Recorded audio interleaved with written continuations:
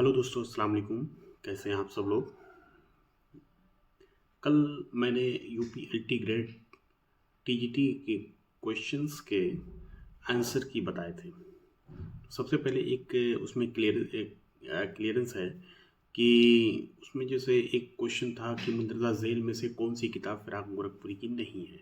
तो उसमें मैंने आपको हाशिए बता दिया था, लेकिन वो आंसर सही नहीं है। सही आंसर पिछले पर है। ठीक है, कुछ लोगों के कमेंट भी आए फ़ौरन, क्योंकि इस क्वेश्चन को शायद मैंने हल्के में लिया। फिराक गोरखपुरी के अंदाज़े हाशिए गुले नगमा सब एक तरफ से है, तो हाशिए में मैं कंफ्यूज हो गया। बहरहाल, तो जैसा कि थंबनेल से आप सबको लग गया होगा कि मैं कट ऑफ के बारे में बात करने जा रहा हूँ, पेपर के टाइप के बारे में, या पेपर के जो है नेचर के बारे में बात करने जा रहा हूँ कि पेपर कैसा आया था। देखिए, एलटी ग्रेड का पेपर जो है किसी नाहिए से नहीं कहा जा सकता है कि इजी था। अगर जो कोई कह रहा है कि बहुत इजी पेपर था, तो वो मेरे ख्याल से खुद से भी झूठ बोल रहा है, लोगों से भी झूठ बोल रहा है। ठीक है, ये लोगों में मतलब उसके अंदर जो है एक बर्तरी के एहसास पैदा करने की एक कोशिश है, शऊरी कोशिश है, बाकी कुछ नहीं है। पेपर का जो मैंने एनालाइज़ किया पेपर को जो मैंने एनालाइज़ किया, उस हिसाब से मुझे ये लगा कि देखिए, मुझे जहाँ तक लगे कि उस उर्दू के क्वेश्चन के पेपर में 120 क्वेश्चन में से 15 से 16 सॉरी 16 से 17 क्वेश्चन ऐसे मुझे लगे जो 100% किसी को नहीं आएंगे।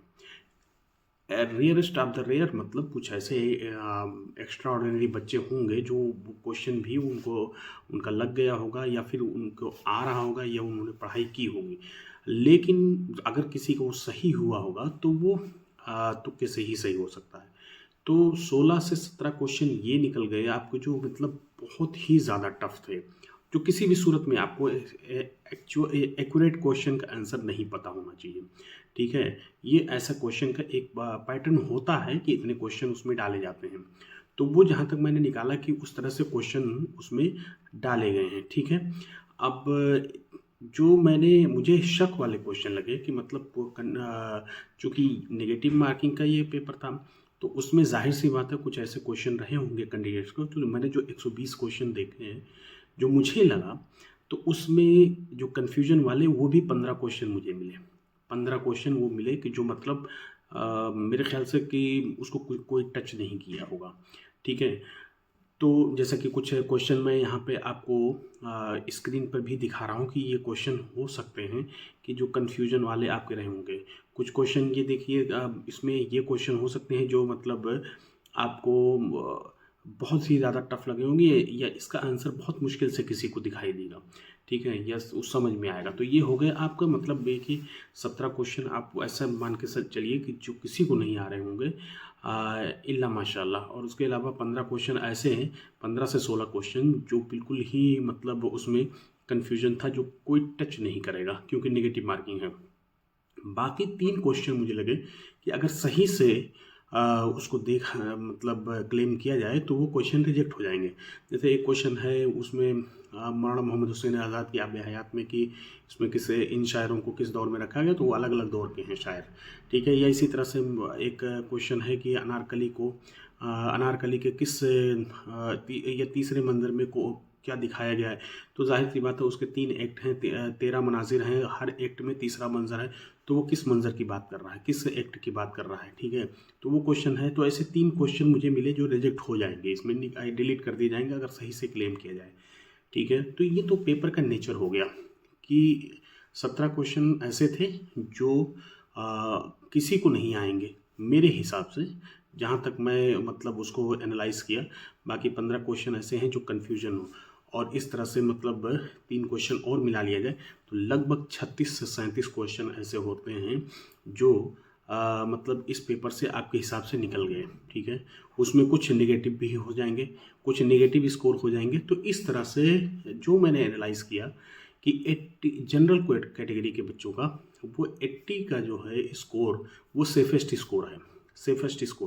80 प्लस जो भी हैं वो मेंस की तैयारी कर सकते हैं। ठीक है, एवन कि मेरा गेस जहाँ तक जा रहा है वो आपका 70 है। उसके पीछे का रीज़न ये भी है कि 45% कैंडिडेट जो एब्सेंट थे, सिर्फ 55% ही कैंडिडेट प्रेजेंट थे।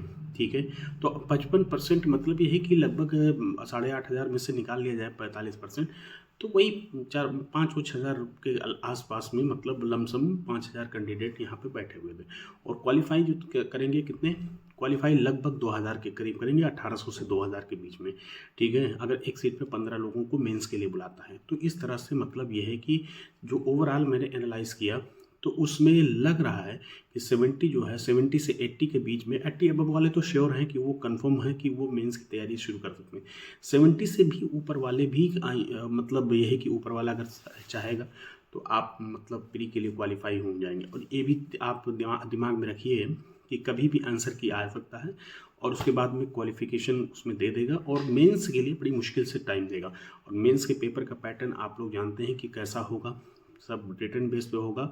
और इतना ज़बरदस्त वो रिटर्न है, मैंने इससे पहले वीडियो बनाया था, वो इतना ज़बरदस्त उसमें रिटर्न है कि उसमें अगर आप लिखें तो 3 घंटा आपका पेन नहीं रुकेगा। तो इसलिए आपकी प्रिपरेशन बहुत अच्छी होनी चाहिए, उसी प्लानिंग के हिसाब से होनी चाहिए। अगर आपको प्रिपरेशन करना है तो मुझसे जुड़ सकते हैं, मैं उसकी स्पेशल क्लास अभी लिया था मैंने। मेरे बच्चे बहुत सारे थे, मतलब जो हमारे साथ क्लास कर रहे थे, वो LT का पेपर उन्होंने दिया है, ज़्यादातर उसमें क्वालिफाई होंगे। ठीक है, प्री में। तो ये आपका स्कोर रहा, ये आपका कट ऑफ रहा।